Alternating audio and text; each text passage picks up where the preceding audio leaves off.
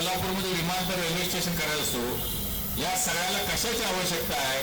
तर निधीची आवश्यकता आहे. का निधीच्या वगैरे होईल का हे? जो निधी देऊ शकणार नाही तो हे कामं करू शकेल का? आणि निधी कोण देऊ शकतं? निधी आमदार देऊ शकतात, निधी खासदार देऊ शकतात, निधी मंत्री देऊ शकतात, मुख्यमंत्री, राज्य सरकार, केंद्र सरकार, सगळीकडे आपली सत्ता आहे.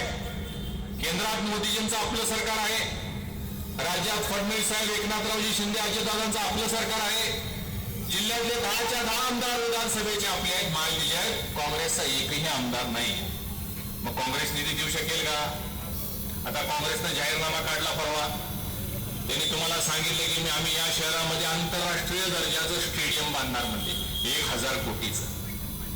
सगळ्या शाळा डिजिटल करणार, स्मार्ट करणार, सगळी क्रीडांगणं करणार, सगळे शौचालय बांधणार शहरभरामध्ये, महिलांना पिंक बस देणार. लाल बस बंद पडले, त्याचा पत्ता नाही, त्याला टायर नाही, आणि महिलांना पिंक बस देणार.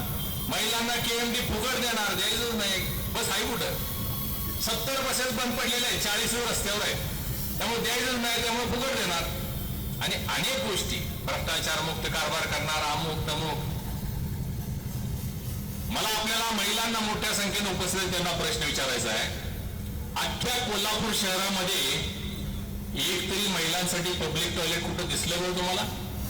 तुम्ही महाद्वार रोडला जाता, राजारामपुरीत जाता, लक्ष्मी रोडला जाता, महालक्ष्मी मंदिरात जाता, कुठेतरी महिलांसाठी एखादं पब्लिक टॉयलेट दिसलं का तुम्हाला?